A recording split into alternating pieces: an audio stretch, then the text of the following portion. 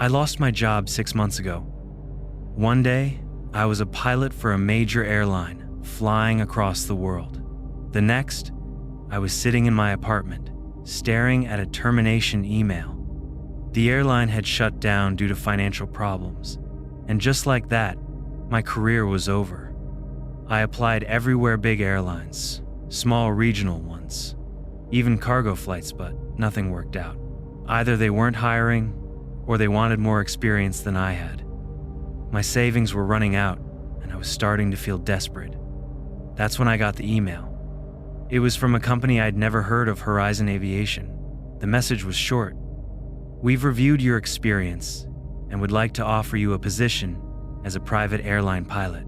Excellent pay, full benefits, immediate start, no application necessary." There was no interview request, no mention of where they got my resume, just an address and a time to show up. It felt strange, too good to be true. I almost ignored it, but with no other options, I decided to check it out. The address led me to a small, private airfield outside of the city. It wasn't on any maps, and there were no signs leading to it. If I hadn't entered the coordinates into my GPS, I wouldn't have found it at all. The moment I arrived, something felt off. There were no airline logos, no check-in counters, just a few sleek, black private jets parked on the tarmac. The hangars were locked up tight, and the only building in sight was a small white office with tinted windows. Inside, the receptionist didn't ask for my name. She just nodded like she had been expecting me and handed me a manila folder. "Head inside. The captain will see you now," she said. There were no other applicants, no waiting room, just me. The office was cold and silent. No buzzing computers, no phones ringing. The kind of quiet that makes you feel like you're being watched. I stepped into a room where Captain Duran was waiting. He looked like someone who had spent his entire life in the Air Mid-50s, sharp posture, tired eyes that had seen too much. There was something about him that made me uneasy, though I couldn't explain why. He motioned for me to sit. "You're hired." Just like that. No interview, no questions. I hesitated. "Don't you want to know about my flight experience?" "We already know." That didn't make sense. I had never applied. "What exactly does this job involve?" I asked. Captain Dorn leaned forward. "You'll be flying private clients to undisclosed locations. No questions, no delays. You follow the rules, and you get paid."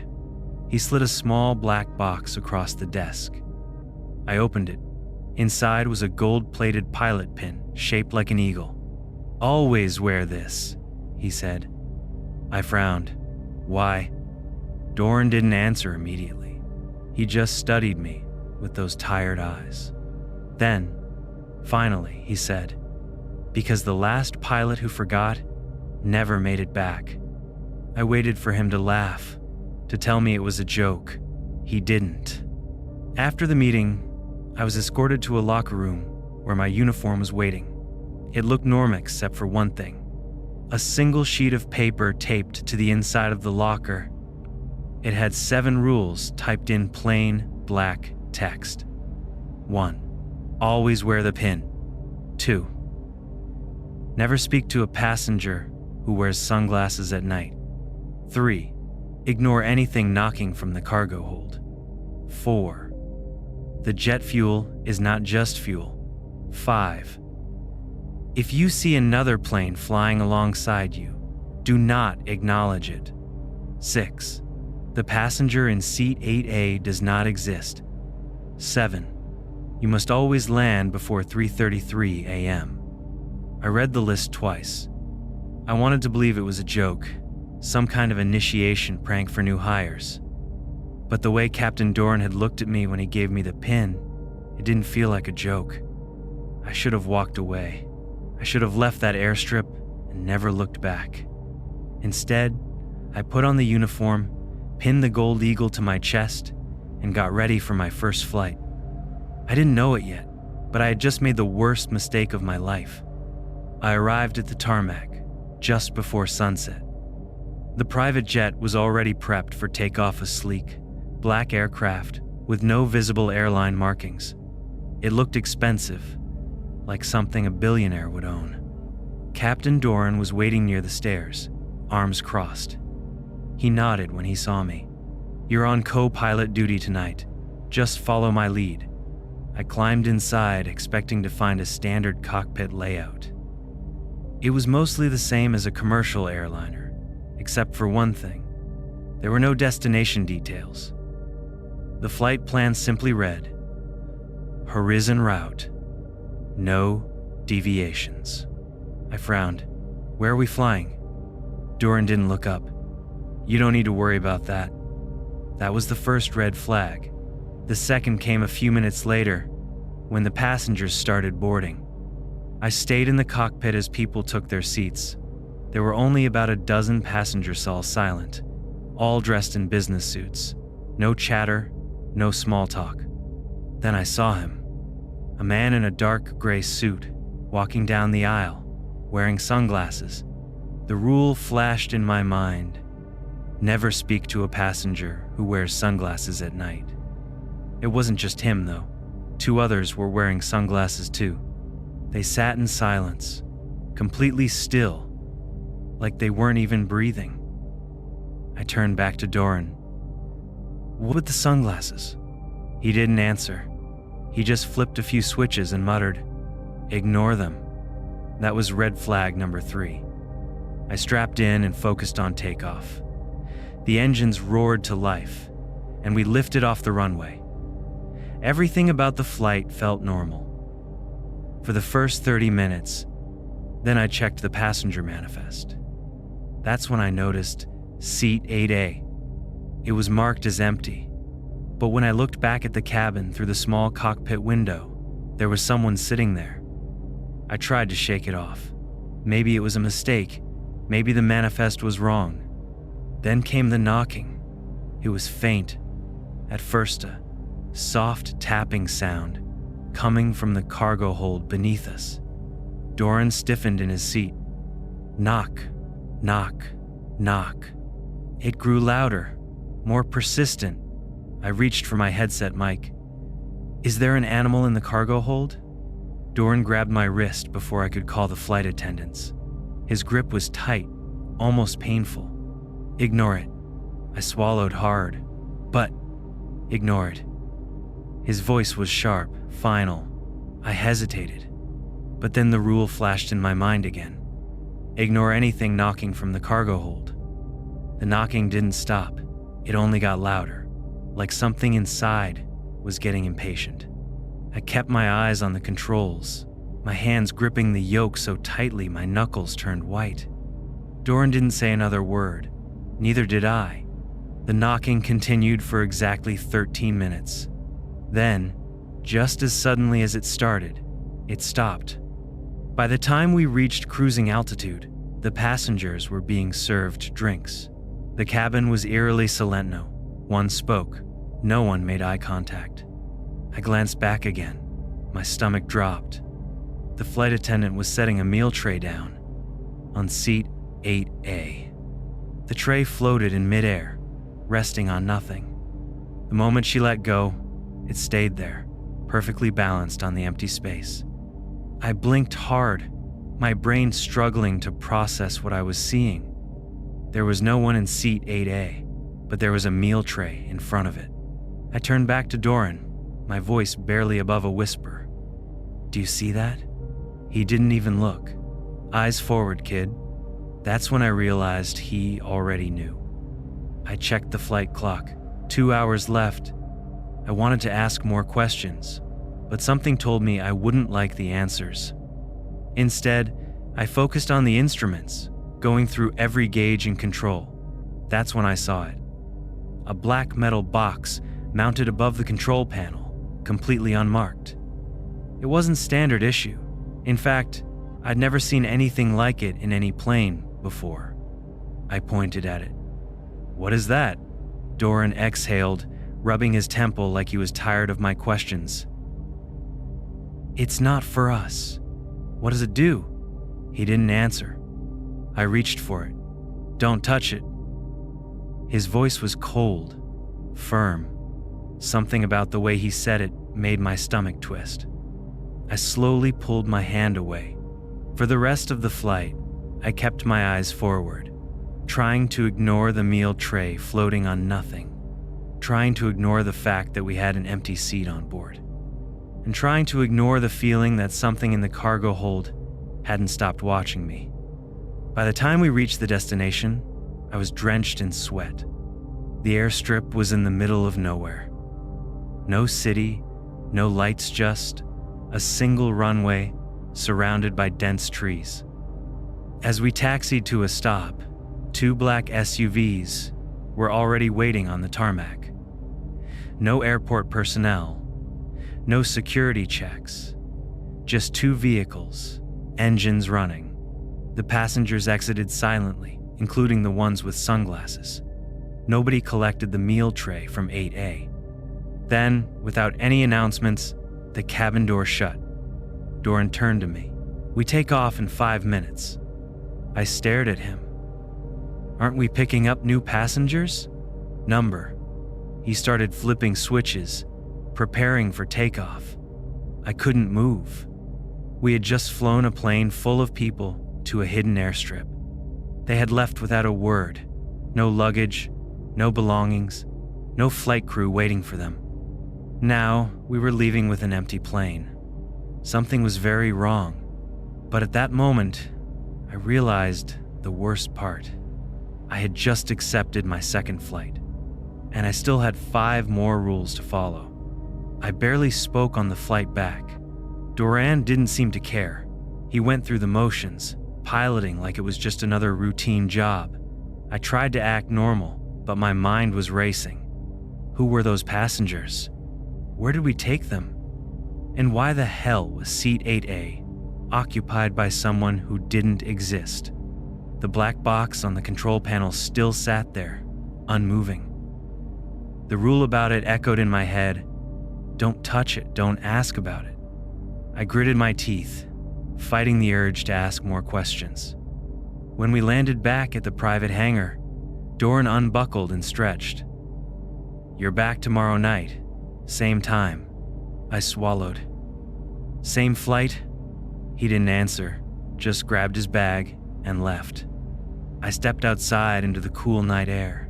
David, the mechanic, was waiting near the hangar door. He gave me a look. Not a friendly one. "You made it through your first flight." His tone was flat, unreadable. I nodded. "Yeah, any advice?" David sighed and wiped his hands on a rag. "Yeah, don't get curious, and don't break the rules." That wasn't exactly comforting. I decided to push my luck. What happens if I break a rule? David didn't answer right away. He just looked toward the plane, then back at me. "You don't get a second chance." His words sent a chill down my spine. The next night I was back. Same routine, same aircraft, same black box mounted on the control panel. When the passengers arrived, I kept my head down, but I still saw the sunglasses. 3 of them, this time. Seat 8A was marked as empty again. And once again, I watched as a flight attendant set a meal tray down on nothing. This time, I didn't say a word. We hit cruising altitude with no issues. Doran was quiet, focused on flying. I kept my eyes forward, pretending everything was normal. Then, a message appeared on the screen. "Do not respond to air traffic control until cleared by HQ." I frowned. Normally, we stayed in contact with ATC throughout the flight. Seconds later, a voice crackled over the radio. "Unidentified aircraft. This is air traffic control. Please identify yourself." I instinctively reached for the radio. Doran's hand shot out, gripping my wrist. His voice was low. "Wait." ATC repeated the request. This time, they sounded more urgent. "Unidentified aircraft. You are entering restricted airspace. Identify yourself immediately, or we will deploy interceptors." My heart started pounding. They were threatening to send fighter jets after us. I looked at Doran. He didn't move. He just stared straight ahead. The seconds crawled by. The radio stayed silent. Then, the voice returned different this time. "Private Flight Horizon -12. You are cleared to proceed." Doran finally nodded. He pressed the radio button. "Copy that." No call sign, no identification, just those 2 words. Then he let go of my wrist. "Now you know the rule." I swallowed hard. What would have happened if I answered the first time? Doran didn't respond. That told me everything I needed to know. I was still trying to calm down when something even worse happened. I glanced back through the cockpit window just for a second, and seat 8A was facing me. Not the passenger, the seat itself. It had turned completely around, facing the cockpit. That shouldn't be possible. The seats on private jets like this didn't swivel that far. I blinked hard. Maybe I was just imagining things. Maybe it was a trick of the light. Then, the meal tray that had been resting on the invisible passenger's lap slid off and hit the floor. I froze. Something had been sitting there, and now it was gone. I forced myself to face forward, eyes on the controls, ignore everything else. But then I saw it. The black box on the control panel was glowing. A faint, red light pulsed from its center. It was the first time I had ever seen it do anything. Then, it made a noise. A single click. Doran immediately reached out and turned off my headset. I barely had time to react before the black box spoke. A voice cold, distorted whispered through the cockpit. "Flight Horizon -12, maintain course. Passenger count 13. I felt my stomach drop. There were only 12 passengers on board. I was about to point that out when Doran shot me a warning look. I clamped my mouth shut.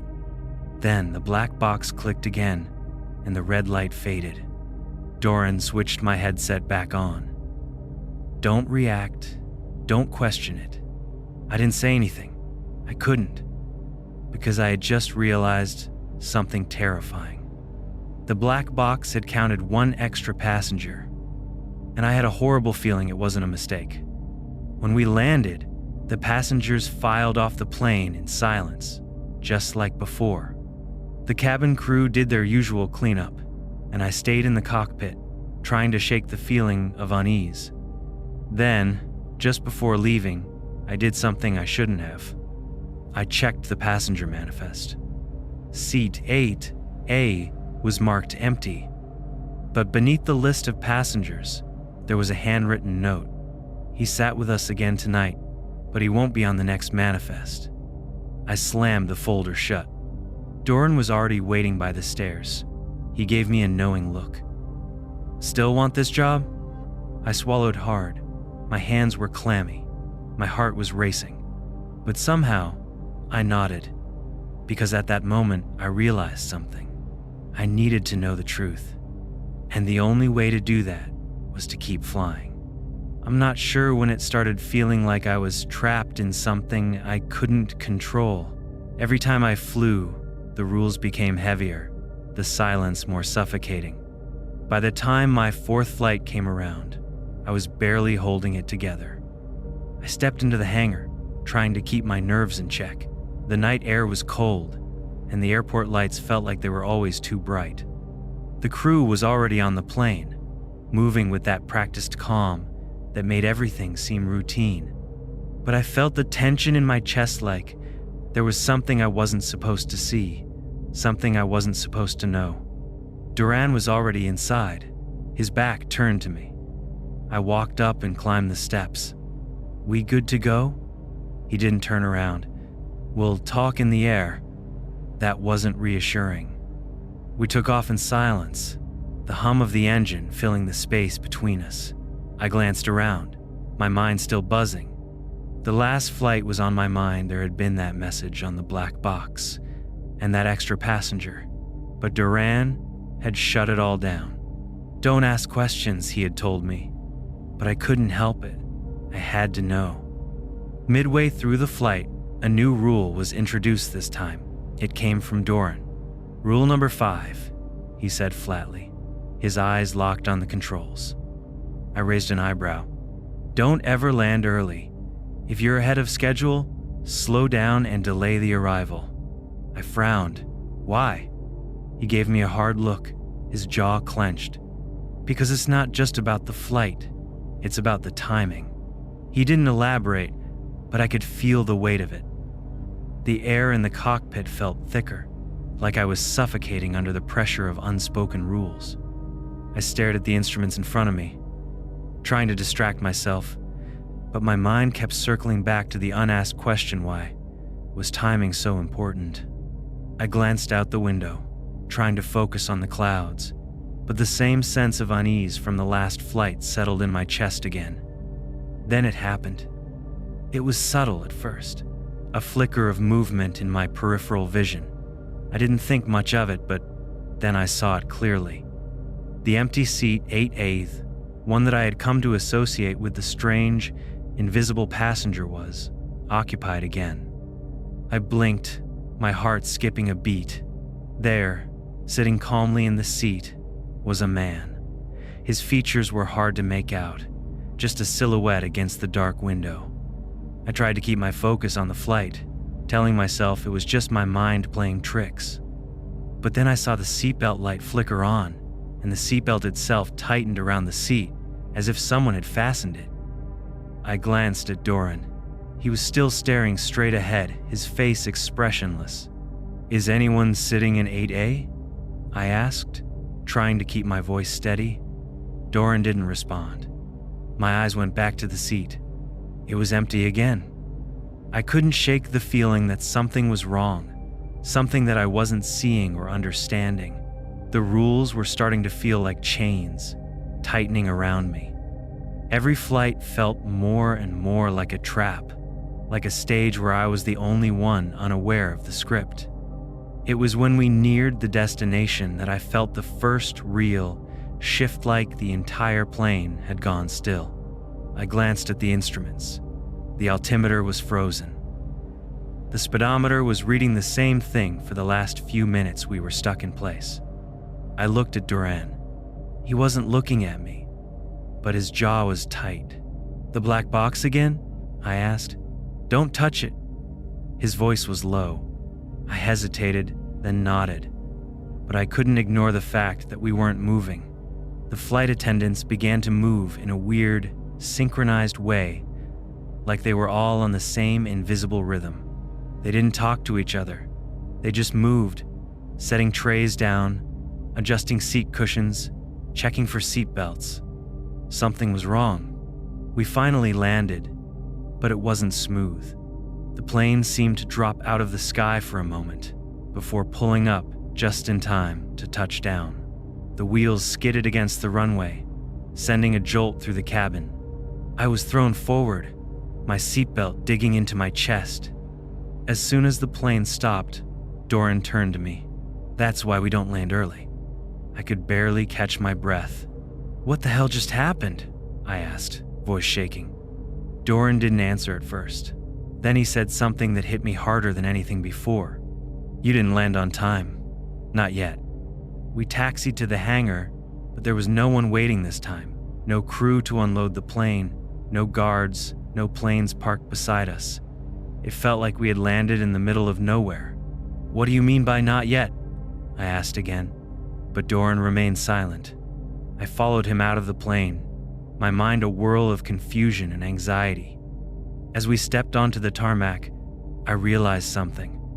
There were no other planes, and the lights were too dim for an airport. It was as if we had landed somewhere that wasn't real. My heart pounded as Duran walked ahead, unbothered by the empty surroundings. But me? I felt like I was already starting to lose grip on everything. I didn't belong here, and yet I couldn't leave. I knew something had to change. The The flight, the rules, the way I was starting to feel, it had all turned too dark, too suffocating. The longer I stayed, the deeper I sank into whatever strange, twisted reality the airline had created for me. It felt like I was a pawn, stuck in some game I didn't understand, being forced to follow rules that no one ever explained. I had no idea what would happen if I left, but I couldn't stay anymore. I was scheduled for another flight, my 5th, and by far the most unsettling. The night before, Doran had given me the usual warning. Don't ask questions, don't make waves. I was supposed to be prepared to fly, to follow the path, to keep moving. But this time, I wasn't just playing along, I was done. As I boarded the plane, the eerie, controlled atmosphere of the crew was almost too much to bear. The flight attendants didn't look at me anymore, their faces cold, distant. They had always acted like machines, moving with precise, almost robotic efficiency, but now it felt like they were just shadows empty, hollow. I sat in my seat, the engines starting up with their usual hum. But as the plane took off, I couldn't shake the growing sense of dread. I could feel the eyes on me, even though no one was looking directly at me. And then, mid-flight, I saw something. I was walking down the narrow corridor when I saw it, a shadow, lurking in the dim light just beyond the lounge. It moved, but it didn't move like a person. It slithered, like it was too long to be human, stretching across the walls as if it didn't belong to this world. My heart pounded in my chest, and I instinctively turned to run back toward the cockpit. But when I reached the front, Doran was already there, waiting for me. His expression was as unreadable as ever. "Are you all right?" he asked, his voice low and steady, but there was something unsettling in it. I nodded quickly, but my mind was racing. "What the hell is going on here, Doran?" I asked, my voice shaking despite my efforts to stay calm. For the first time, I saw something flicker in his eyes, fear, maybe, or resignation. He didn't speak at first, but then he turned to me, his gaze hardening. "You should have left long ago," he said quietly. I didn't understand. It was then that Doran shared the final rule with Metha, one I hadn't heard before. Never ask why. I stared at him, confused. "What does that mean?" I asked. He didn't respond immediately, but when he did, his voice was almost a whisper. "It means you don't ask. You just do. If you start asking too many questions, they'll take you." I felt my stomach drop. "Take me?" He nodded grimly. "The airline, the company. It's not just a business. They own this place. They own us. They own the rules." I couldn't process it. What the hell was he talking about? The rest of the flight was a blur. I didn't know what to think or feel anymore. I felt like I was drifting through a nightmare. When we landed, I didn't even wait for the plane to fully stop before I unbuckled my seatbelt and started moving. I didn't care about protocol or procedure. I was leaving. Doran watched me, his expression unreadable, as I walked down the stairs and onto the runway. I didn't even look back at him. But as I reached the exit gate, the feeling hit me again, stronger this time. I was being watched. I turned around, but no one was there. I kept walking. The airport was empty, eerily so. I could hear my footsteps echoing in the silence. It was like the whole place had been abandoned. No one was around. That's when I saw it, the black van parked in the corner, just out of sight. The doors were open, the interior dark. I could feel the pull, the warning I had ignored for so long. The truth was clear now. They were waiting for me, always waiting. I knew what I had to do. I turned and walked straight out of the airport. I left my job behind. I left the rules, the black box, the strange crew, the disappearing passengers. But as I walked away, I felt the heavy weight of the truth settling in. I wasn't just leaving the job. I was running from something much darker. Months passed before I could even bring myself to think about what happened. I changed my name. I moved to a different city, far from that cursed airline. But it wasn't enough. I could still hear the hum of the engines in my sleep. I could still feel the weight of the rules pressing on my chest. Then one day, I stumbled across something. A newspaper article. It was about a missing pilot me. The headline read, "Pilot disappears without a trace after final flight." The article was vague, but the chilling part was this. The airline had never reported me as missing. There were no records of my departure. No official word that I had ever existed. It was as if I had been erased.